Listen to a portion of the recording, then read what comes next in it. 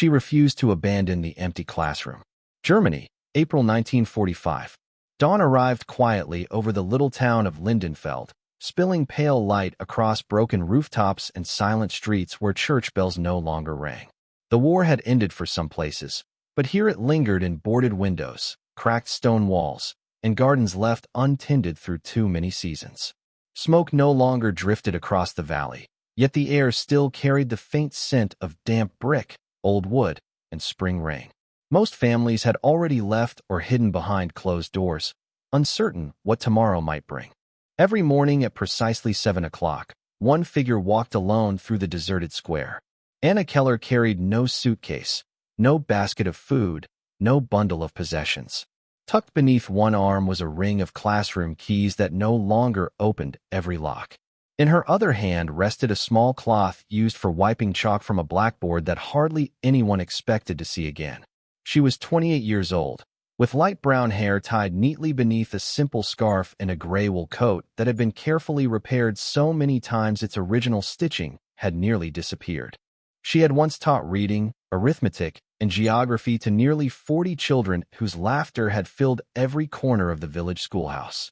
Now the laughter had vanished, replaced by an overwhelming silence that seemed to stretch farther than the empty roads themselves. Even so, Anna unlocked the front door each morning exactly as she always had. The hinges groaned softly before settling into familiar stillness. Dust floated through narrow beams of sunlight that slipped between cracked shutters, turning the abandoned classroom into something almost sacred. Small wooden desks stood where frightened children had left them months earlier. A forgotten slate still rested on one chair. An unfinished spelling lesson remained faintly visible beneath layers of chalk dust on the blackboard. Anna picked up the eraser, hesitated for a long moment, then gently cleaned only half the words away. Somehow it felt wrong to erase the last ordinary day these children had known. She opened every window she could. Cool spring air drifted inside, carrying birdsong that sounded strangely hopeful against the quiet building. Then she walked from desk to desk, straightening chairs, stacking worn readers, collecting pencils too short for comfortable writing but far too valuable to discard. On the teacher's desk sat a small tin box containing scraps of bread wrapped carefully in cloth. If any child returned hungry, there would be something waiting. Some mornings no one came. Other mornings, she found tiny footprints outside the doorway, disappearing before she reached them. She never chased after them. Instead, she simply left the classroom door open a little longer each day, believing that fear could never be forced to disappear. It had to discover safety one quiet moment at a time. The footprints returned the following morning, but Anna was not the only person watching them this time.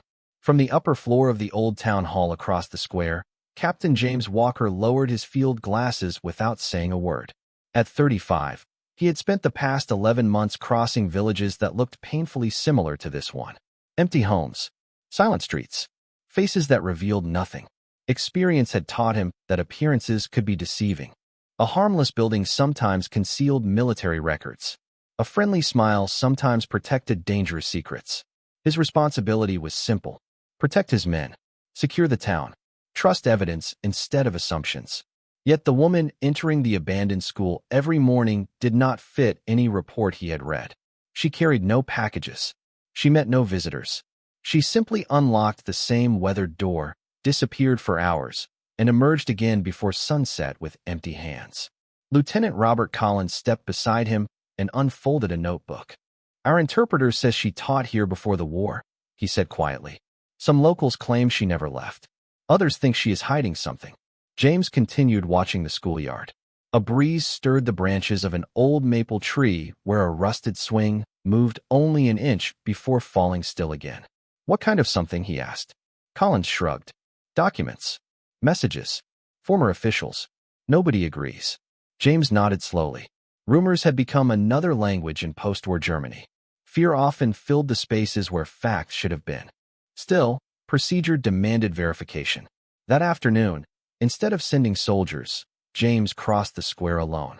His boots echoed softly against uneven cobblestones polished by generations of footsteps. Anna noticed him before he reached the doorway. She stood beside a bookshelf, carefully dusting the cover of a geography atlas whose spine had nearly separated from age. She neither smiled nor stepped back. She simply waited. James removed his cap before entering, more from habit than intention. The classroom felt strangely untouched by time. Sunlight rested across rows of small desks. A cracked globe leaned slightly on its wooden stand. Handwritten alphabet cards still hung above the chalkboard. Everything seemed preserved not because the building had escaped hardship, but because someone refused to let ordinary life disappear completely. His eyes searched every corner with practiced discipline. Cabinets, shelves, teacher's desk, windows. There were no hidden radios, no coded maps, no military equipment. Only books, pencils, folded worksheets, and several tiny drawings left behind by children. One picture showed a yellow bird beside a large tree. Another showed a family holding hands beneath a bright sun. James studied the drawings longer than he intended. They belonged to a world that had existed before uniforms defined every conversation. Anna quietly folded another cloth and placed it beside the stack of books. Finally, she spoke in careful English. "Are you looking for someone, Captain?" James met her calm gray eyes. "That depends," he answered. "Should I be?" Neither of them looked away. Outside, somewhere beyond the empty square, a child's laughter drifted briefly through the spring air before disappearing as quickly as it had come. James did not answer her question immediately. Instead, he stepped farther into the classroom, his eyes lingering on every ordinary detail that somehow felt extraordinary. A row of carefully sharpened pencils rested inside a chipped ceramic mug. Fresh water stood in a glass jar beside a single white flower growing from a crack in the schoolyard wall. Someone had swept the wooden floor only hours before. The room looked less like an abandoned building and more like a promise refusing to disappear. Before either of them spoke again, a faint knock echoed against the open doorway. It was so soft that James almost missed it. Anna turned first. A little girl, perhaps 7 years old, stood outside clutching a worn cloth doll, missing one button eye. Behind her waited 3 more children, then another 2, each keeping several feet apart as though uncertain they were still allowed to gather. Their clothes were clean but heavily patched. Their faces carried the cautious expression of children who had learned to measure every stranger before taking another step. Anna smiled gently, the first smile James had seen from her. "Good morning," she said in German, her voice warm and familiar. "You remembered the way." The smallest boy nodded without speaking. One by one, the children entered the room. None ran. None laughed loudly. They placed tiny treasures on their desks as if performing a ritual they feared might vanish at any moment. One carried half a notebook with only a few blank pages remaining. Another brought a stub of blue pencil wrapped carefully in string so it could still be held. A girl proudly displayed 3 wildflowers tied together with grass. Anna accepted every offering with quiet gratitude, arranging them on the windowsill until the faded classroom suddenly held touches of color again. James remained near the doorway, unnoticed by most of the children. He had expected whispered messages, hidden packages, perhaps coded exchanges. Instead, he watched Anna kneel beside a frightened little boy whose hands trembled while trying to open an old reader. She never hurried him. She simply rested one hand on the desk and waited until he looked up. Then she pointed to the first page and softly spoke the alphabet. Soon another child joined in. Then another. Within minutes, 6 quiet voices filled the room, hesitant at first, then steadier with every letter. Outside, the empty square remained silent, but inside the school life slowly returned one careful word at a time. James noticed something else. Before beginning any lesson, Anna reached into the small tin box on her desk and divided the remaining bread into tiny pieces. No slice was larger than a child's palm.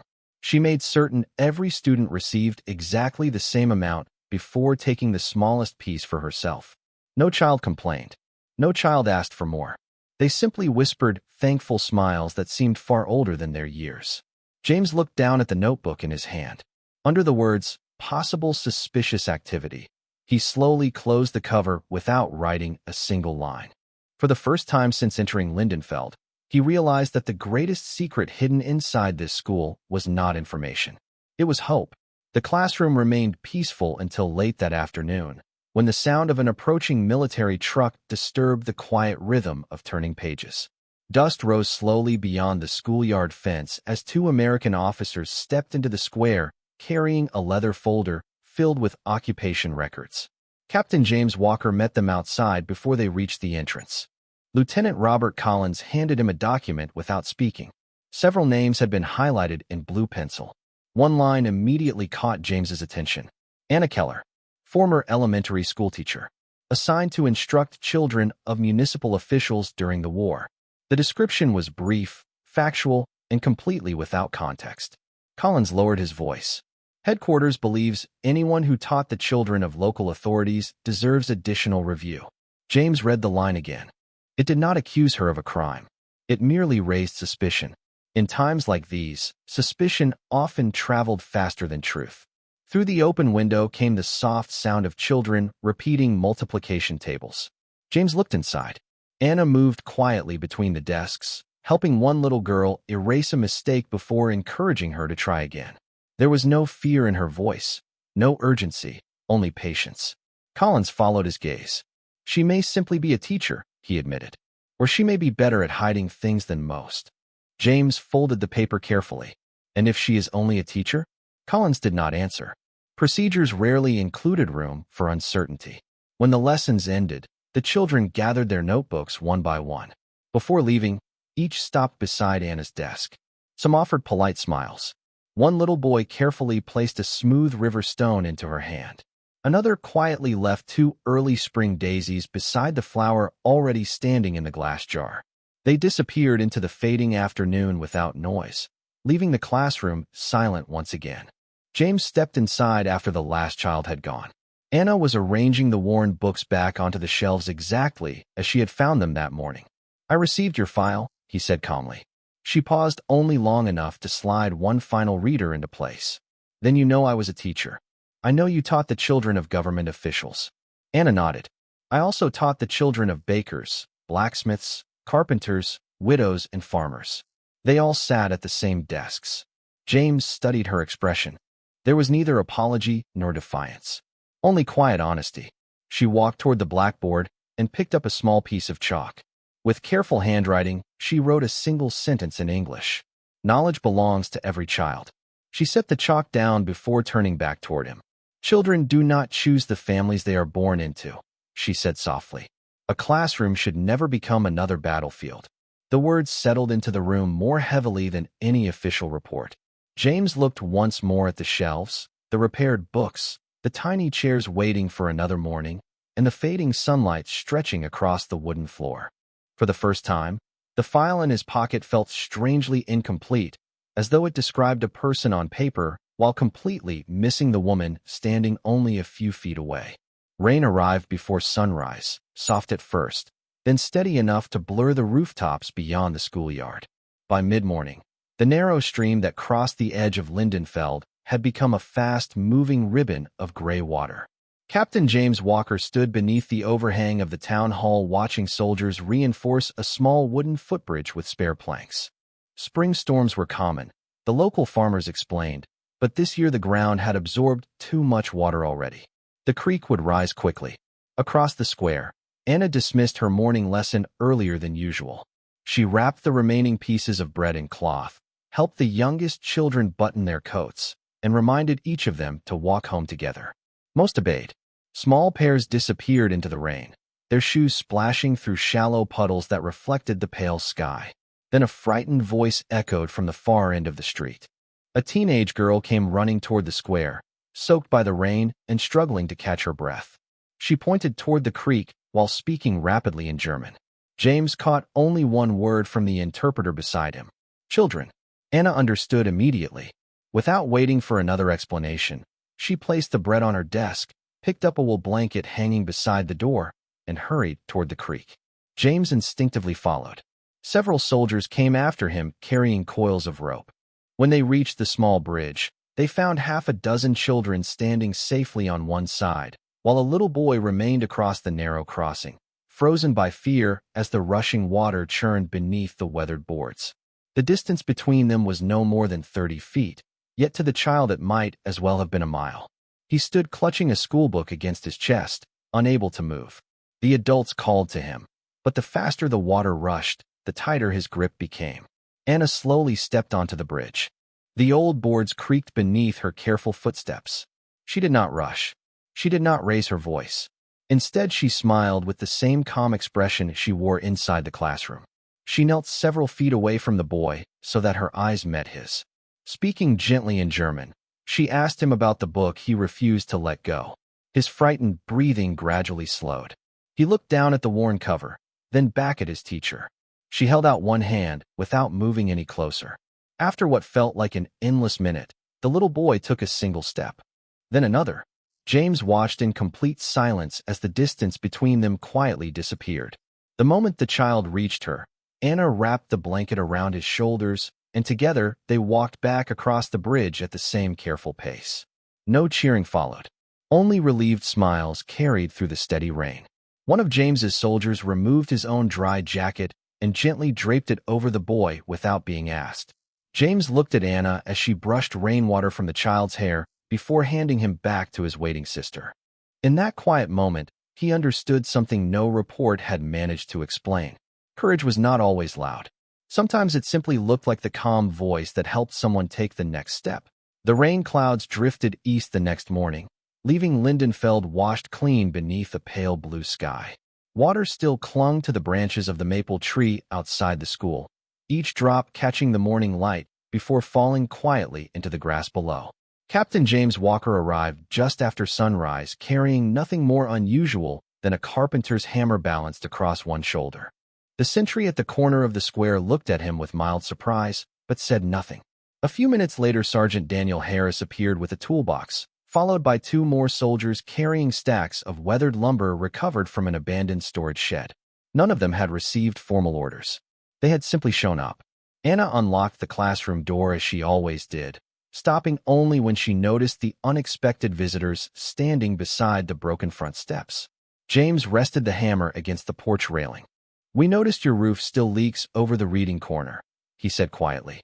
"If you do not mind, we thought we could fix it before the next storm." Anna looked from one face to another, almost searching for a joke that never came. Instead, she nodded once. "Thank you," she replied. "The children will notice." Work began without ceremony. One soldier repaired loose floorboards, while another carefully replaced cracked window panes with salvaged glass. Sergeant Harris rebuilt a bookshelf whose legs had become uneven after years of neglect. James climbed onto the roof with steady patience, replacing damaged shingles one at a time while swallows circled above the schoolyard. The sound of hammers gradually blended with birdsong until the building itself seemed to awaken. Shortly before noon, the children arrived for lessons and stopped in complete astonishment. They had expected another ordinary school day. Instead, they found American soldiers kneeling beside tiny desks, tightening loose screws and sanding rough edges so little hands would not catch on splintered wood.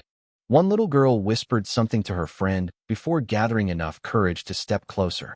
Looking up at Sergeant Harris, she asked in hesitant English, "Mr. Soldier, is this your school now?" He smiled warmly and shook his head. "No," he answered. "It is yours." The words spread through the room more quickly than laughter. Soon the children began carrying books back onto freshly repaired shelves while soldiers helped hang maps that had curled with age. James stepped inside after climbing down from the roof, brushing sawdust from his sleeves. He watched Anna guiding the children exactly as she always had, never asking anyone to work harder than herself. For a brief moment, she glanced toward him. No long conversation followed. No dramatic speech filled the classroom. She simply offered a quiet smile that carried more gratitude than words could easily express. That afternoon, as the final nail was driven into place, Lieutenant Robert Collins walked into the square searching for the captain. He paused outside the open windows, listening to children practicing English greetings while Anna repeated each phrase with gentle encouragement. Then he looked at the repaired school, the soldiers packing away their tools, and finally at James. "You know," Collins said thoughtfully, "nobody calls her the German teacher anymore." James watched another child wave happily toward the departing soldiers before answering with a faint smile of his own. "No," he said softly. "Now they simply call her Miss Keller." The changes did not end with the repaired roof. They spread quietly through Lindenfeld the way morning sunlight slowly filled an empty room. During the following week, Soldiers passing through the town began, leaving small things outside the school without announcing who had brought them. One afternoon, a bundle of unused notebooks appeared on the front steps, tied neatly with ordinary twine. The next morning, someone leaned a freshly painted blackboard against the porch wall. 2 days later, several wooden chairs arrived in the back of an army truck. The driver simply tipped his cap toward Anna and continued down the road before she could thank him. Captain James Walker noticed each delivery, but never asked who had arranged them. He already suspected the answer. Acts of kindness rarely needed signatures. Soon the classroom looked different. The cracked shelves now held enough books for every child to borrow one. The new blackboard reflected sunlight instead of years of scratches. Sergeant Daniel Harris built a simple reading corner beside the windows using leftover lumber and an old wool blanket folded into cushions. One of the soldiers even carved a small wooden bird and placed it quietly on the teacher's desk before leaving at dawn. Anna picked it up with both hands, running her fingertips gently across the smooth wings. She smiled but said nothing. Some gifts deserved silence more than speeches. The children noticed everything. They treated every new object with extraordinary care, as though each pencil and notebook carried a responsibility as well as a purpose. Before lessons began, one little girl carefully dusted every desk using the same cloth Anna had carried since the first day. A young boy who had once hidden behind the doorway now volunteered to arrange books in alphabetical order, proudly announcing each letter in both German and English. Learning itself had become something worth protecting again. Late one afternoon, James stopped outside the classroom after delivering several boxes of surplus paper collected from headquarters. Through the open windows, he heard voices repeating simple English phrases together. Good morning. Thank you. Please. The words sounded awkward at first, followed by shy laughter whenever someone made a mistake. Anna laughed with them, never at them. She corrected gently, encouraging every attempt. When the lesson ended, the children gathered around the windows as the soldiers prepared to leave the square.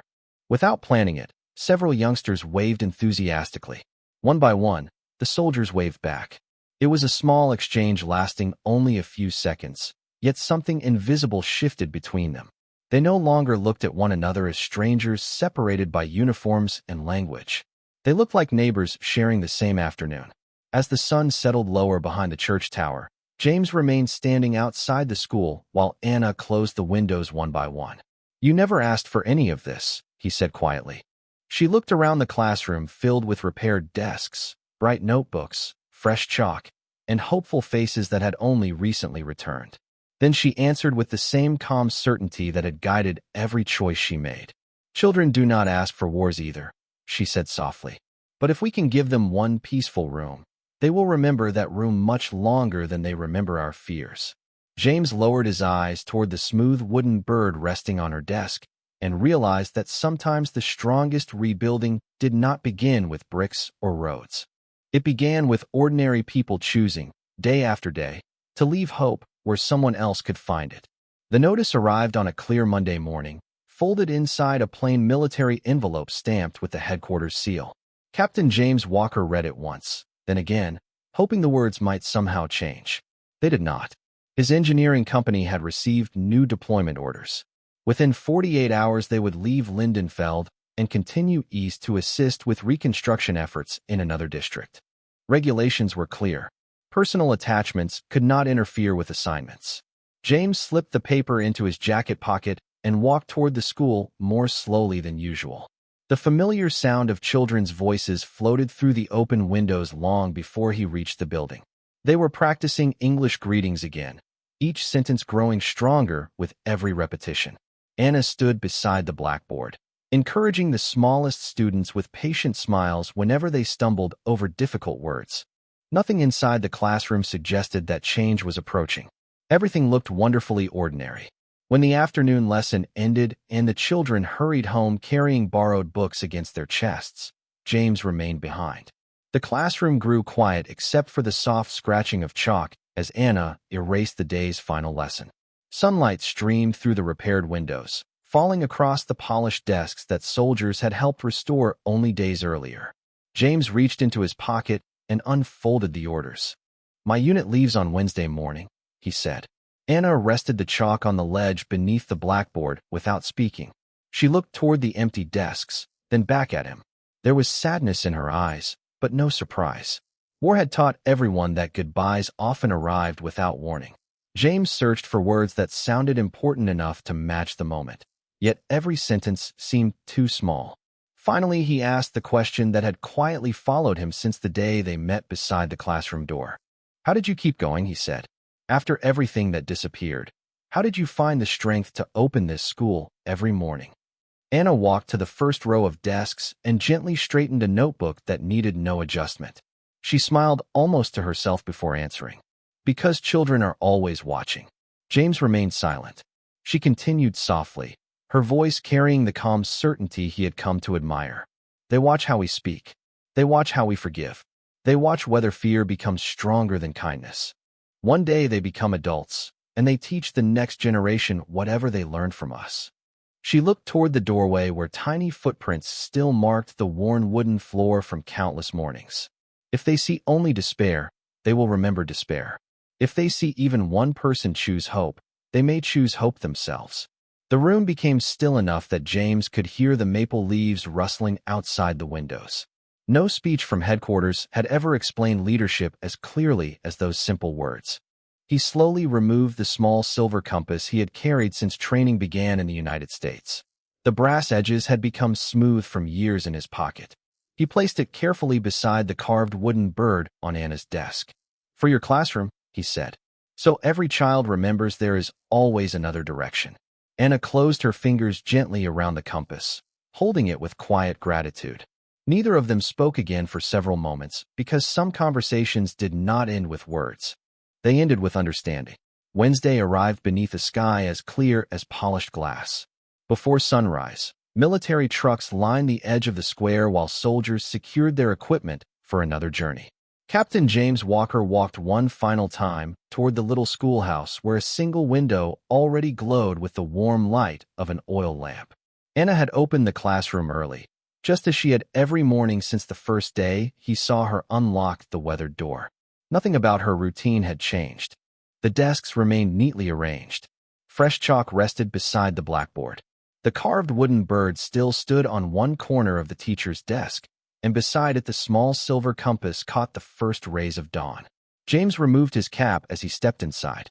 Neither of them spoke immediately. Some farewells deserved silence before words. Outside, the first children began arriving earlier than usual. One little girl carried a basket containing freshly picked daisies. Another carefully held a folded sheet of paper covered with uneven handwriting in both German and English. Together they placed the flowers on the teacher's desk and left the letter beside the compass. It simply read, "Thank you for giving us our school back." James smiled quietly.